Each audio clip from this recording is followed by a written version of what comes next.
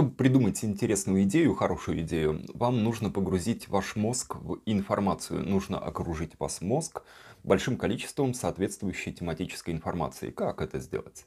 Если вы пытаетесь придумать теорию, вам нужно провести много соответствующих исследований. Research– основа всего. Research. И исследования будут тем полезнее, чем больше они проблематизируют ваши существующие идеи.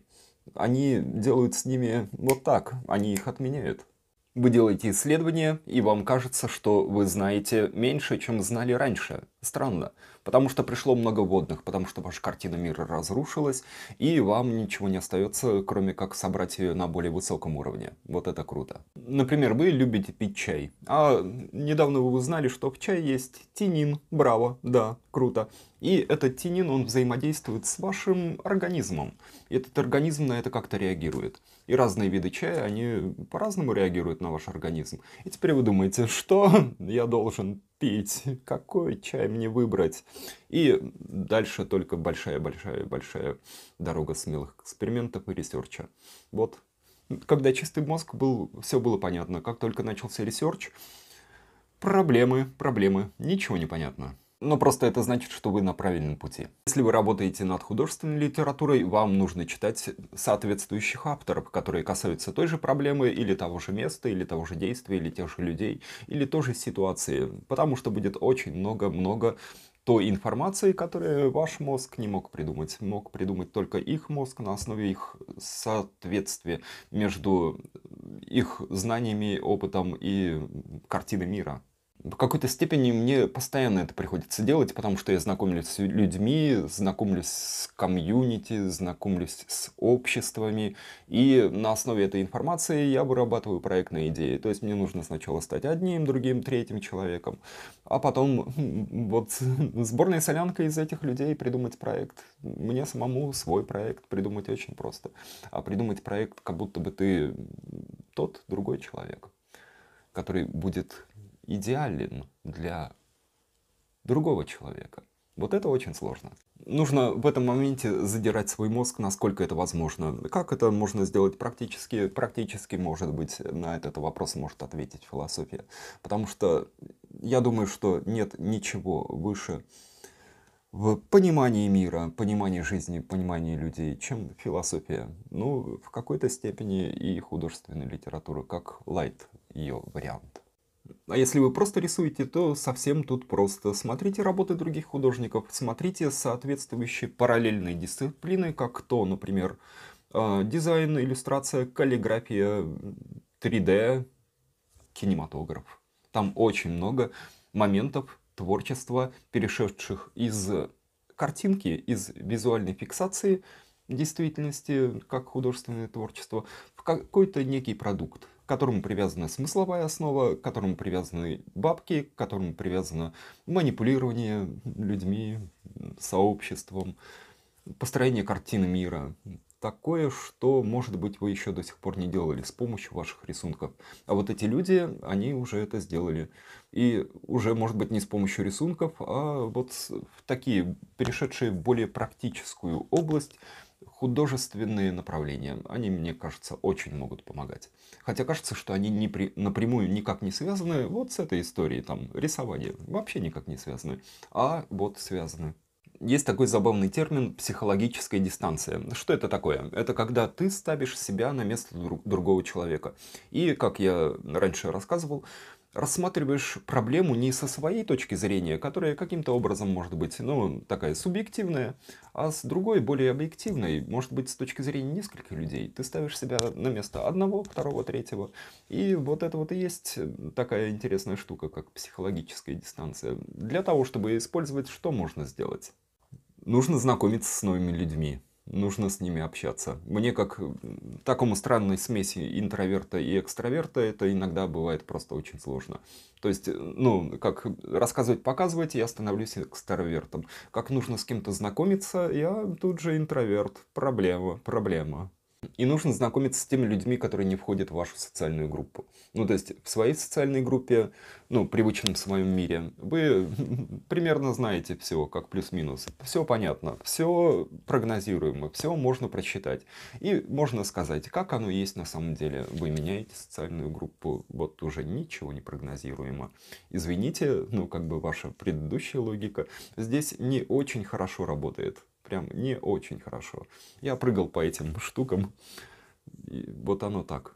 Это может быть больно, страшно, неприятно и очень обидно, и по-разному. Но это дает вам новые силы, новые понимания и как будто бы новые интеллектуальные возможности, новые вводные, да. Без них вы бы не сделали, например, тот продукт, который вы сделаете после того, как вы перейдете вот этот вот этап. Много новых знакомств не из своей социальной группы, не из привычного круга общения. И изучать их картины мира. Думать, что они думают об этом всем, как они это все видят. Это любопытно.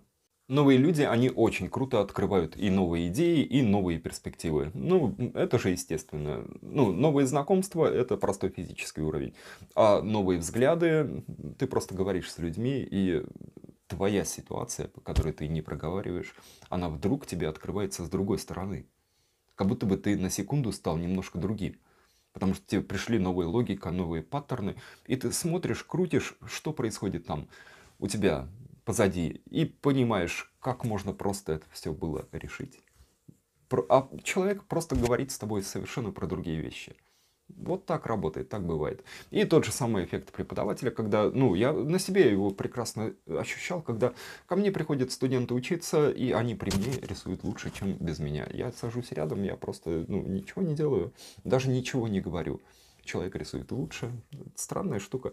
И опять же по себе я думаю лучше в присутствии моих итальянских учителей. Вообще по-другому думаю. Вообще по-другому думаю. Вот, просто они рядом. Что это за... Я не знаю, что это такое, но это работает. Поэтому знакомьтесь. Очень крутая штука — это новое место.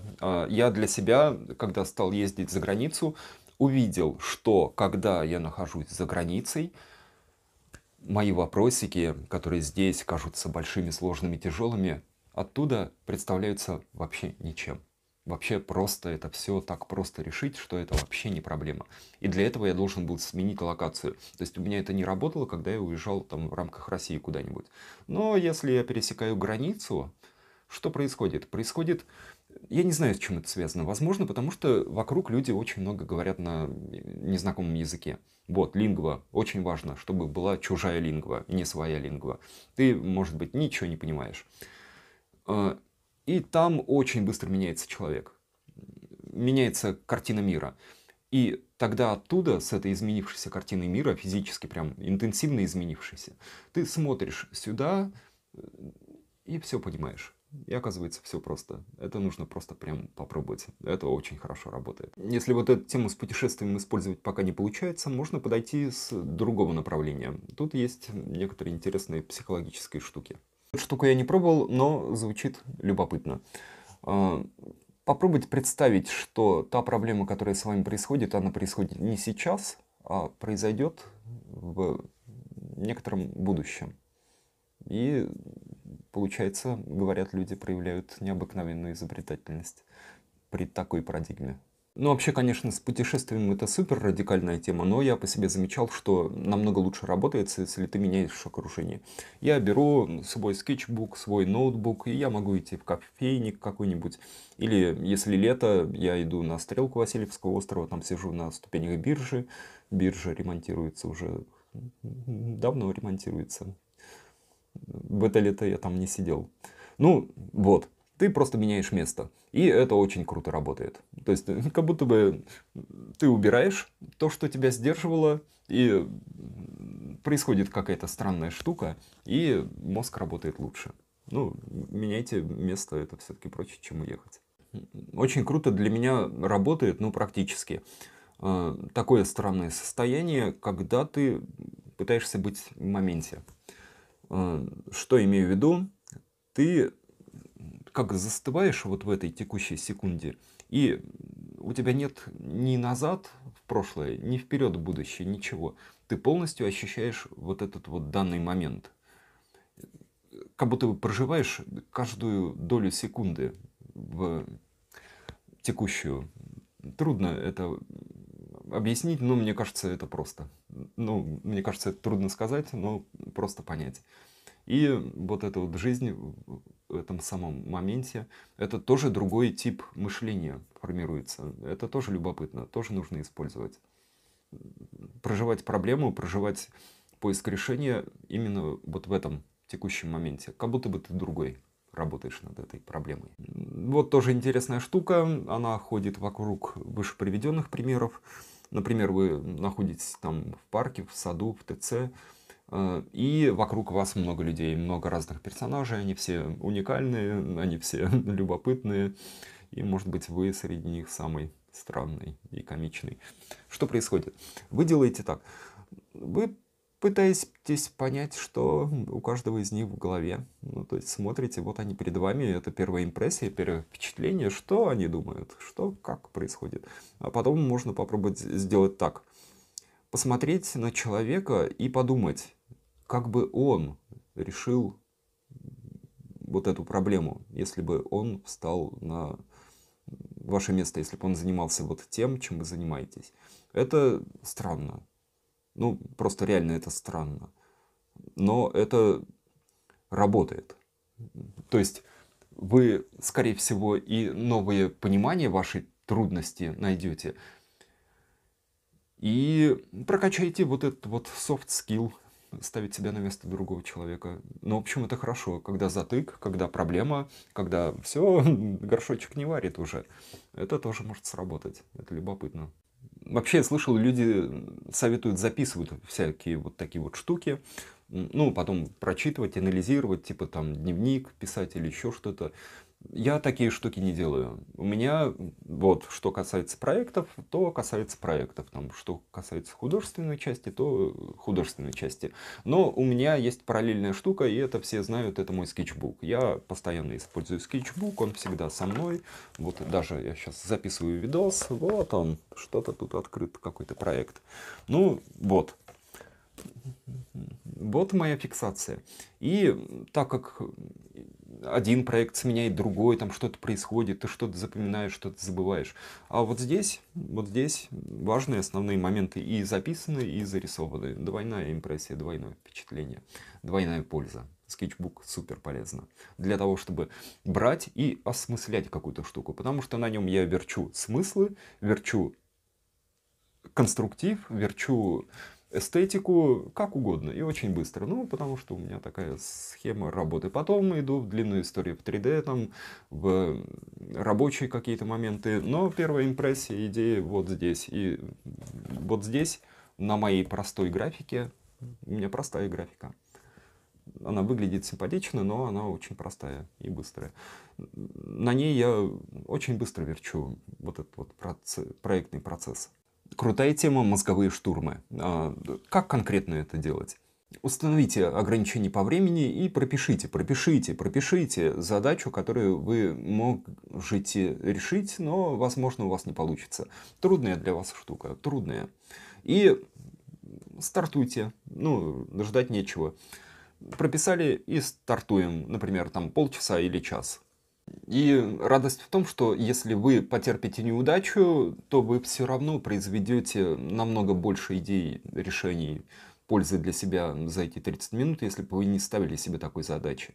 Например, 30 минут, 30 идей, касающихся проекта. Вот просто генери, вот просто делай. Или полчаса заполнить рисунок формата А3. Что хочешь, что и делай. Там любой материал бери, как хочешь, выкручивайся. И вот так. Ставить себе небольшой стресс-фактор. И вот оно работает. Намного лучше работает, чем если ты спокойненько, методично думаешь, что двигаешься, на самом деле никуда не двигаешься. Просто набираешь некий опыт, который неизвестно к чему приведет. А вот эти штуки, они приводят к результатам. А результаты самые важные. Лишняя информация. Мы вообще сейчас переполнены информацией. Беда, беда, беда. Мои сочувствия, их, простите, нету. И что происходит? Вы заранее не знаете, какая информация станет лишней. Поэтому там при проектировании собирается огромное, чудовищное количество материала. И ты не понимаешь, что из него лишнее, что бессмысленное, пока не придет там соответствующая стадия. На самом деле лишнего вообще почти не бывает ничего. То есть ты все должен знать. Но вот структурирование, оно, некоторые результаты ресерча, оно приводит в твою концепцию, или в твою работу, или в твой рисунок, или в твой скетч, или в проектную историю. А некоторые, ну, просто отодвигают в сторону, они там стоят. И это нормально. Так вот, когда вы делаете это изучение, лучше все записывать. Супер кратко, супер, ну, образно, супер емко, просто чтобы у мозга была вот такая вот точка отсчета. Он это увидел, там какое-то полпредложения, два-три слова, и он вспомнил, касательно какого блока текста, который вы изучали, это все, к чему это все относится. И вот у меня скетчбук так и заполнен всякими отрывочными штуками, потому что мозг может на них опереться. Потому что потом, там, через неделю, через месяц, насколько неизвестно, когда я вернулся вот к этой истории, я вижу вот эти вот полслова, я вспоминаю все, что у меня было там до этого. Этого не произойдет, если вы насобирали картинок в папочку на компе. Не произойдет. И не произойдет, если вы там в блокноте или в Варде там записи какие-нибудь поделали. Не работает это с электронными штуками, простите. Есть такая странная штука, я не знаю, как ее назвать, кроме как слово некоторых, ну, мне кажется, дискредитировано. Ну, просто назовем его прозрение. Странное слово. Вот. И это как такой факт, который происходит у тебя в мозгу, когда новая информация, она сформировалась, и она конфликтует с твоей привычной картиной мира. То есть она как бы борется. У тебя пришли новые вводные, вот как в случае с чаем, например, который был в начале ролика. И вот эти вводные, ты привык просто. Ты берешь кружку, наливаешь чай и пьешь, и вот все. Больше ничего не нужно об этом знать. А тут пришли новые вводные, и они борются с твоей картиной мира и с привычками. Теперь ты думаешь, теперь ты выбираешь, теперь ты говоришь об этом, теперь ты ценитель, теперь ты покупаешь вообще чай другой ценовой категории. Или вообще, может быть, просто ну, покупаешь кофе, как я. Ну, я делаю микс. Я иногда пью чай, иногда пью кофе. Я это очень люблю. Разные вкусы, разные удовольствия. Вот. И для того, чтобы вот эти вот новые штуки, они стали сильны, им нужно некоторое время. Поэтому ты должен отдыхать. Да, по-любому. Не знаю, как это сказать. В общем, вы должны интенсивно накапливать информацию и давать мозгу возможность ее систематизировать, чтобы она осела и стала в некотором роде вашей новой реальностью. Хотя бы на некоторое время, как у меня, например, работы над проектом. Это должно чуть устаканиться. Как это сделать максимально простым способом? Нужно гулять, да, гулять. Ты ходишь, ты просто сам процесс, он может быть, ты можешь его обдумывать, ты можешь о нем не думать. Каким-то образом это все утрясается. Ты просто гуляешь. Лучший способ. Или ты слушаешь музыку, или отдыхаешь. Или занимаешься процессом, который вообще никоим образом не относится к решению задачи. Просто я так делаю. Я так делаю, у меня работает. Ну, я могу делать спорт, я могу пойти на вечеринку, могу там, ну, чем могу заниматься, но вот после этого ресерча у меня мозг все-таки продолжает, видимо, как-то обрабатывать информацию. Ну, может, не только у меня, я думаю, я там, ну, простой, типичный представитель человечества. Вряд ли мы эти как-то отличаются от любого другого. Поэтому вот у меня работает. Нужно немножко интенсивно поработать. Все просто. Интенсивно поработал, хорошо отдохнул. И тогда все окей. Если пропустил один из моментов, то ничего не получится. Крутая лакмусовая бумажка для ваших идей — это записывать ее. Потому что в голове идея супер прекрасная. Все хорошо. Вы просто прям гений. А потом вы берете ручку и записываете это на листе бумаги, хоть в Word, где вы хотите, хоть на смартфоне. И превращенные в слова идея вдруг оказывается, что теряет столько всего, вот этого невыразимого волшебства, что оказывается не гениальной идеей, а какой-то ерундой. Ну, в общем, я на такое натыкался не раз. В общем, нужно прописывать. Для того, чтобы не ходить окрыленным идеей, которая не имеет силы. Чтобы сразу же уже ее выбросить и двигаться к новым, более сильным идеям. Хотя, казалось бы, раньше ничего лучше придумать в этом уже невозможно. Поэтому, если вы используете скетчбук, если скетчбук всегда с вами, то у вас все окей, да, все окей. Если нет, ну, сори. Если идея выдержала вот этот факт записи, если она не кажется безумной и нелепой после этого, то нужно попробовать посталкивать ее с реальностью. Это странно, это забавно, это жестоко и любопытно. Понимаете, вы думаете, насколько это, ну вот я в своей картине мира сейчас это проговариваю, насколько это экономически обосновано, насколько это реалистично, насколько это можно выполнить, и насколько там одни люди или другие люди отнесутся к тому, что я говорю, потому что люди разные, у них критичный подход, у них лояльный подход, у них восторженный подход, разные подходы. И вот эти вот проверки я кидаю на свою вот эту вот идею. И смотрю, она жива до сих пор, или все, или чао, чао, пока. Если идея пережила и это, то стоит столкнуть ее с живыми людьми, с критикой, ну, от друзей, от знакомых, от коллег, кто вас окружает. Ну и попробуйте на них потестить. И это интересно, потому что аргументация меняется от человека к человеку, когда ты проговариваешь идею. И от их обратной связи они там в чем-то сомневаются, ты бамс смотришь, это усиливает твою идею или ослабляет. И другой разговор, другая беседа уже получает другую аргументацию. И сильная настоящая идея, она становится вот от этого только сильнее. Это прям 100 раз проверено. Если идея слабая, то ты начинаешь ее защищать сам собой. Если идея сильная, то она, контраргументы впитывая в себя, начинает защищать себя сама.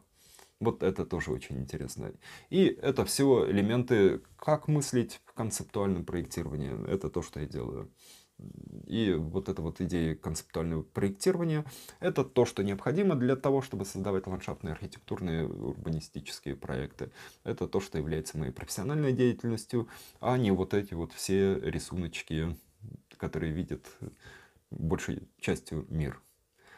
В общем, что вы думаете на этот счет? Какой у вас тип мышления? Какие из вышеперечисленных фишек вы используете? А какие вы не знали? Напишите в комменты, мне интересно.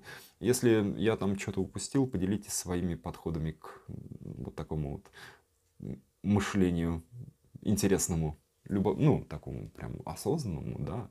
В общем, пишите в комменты.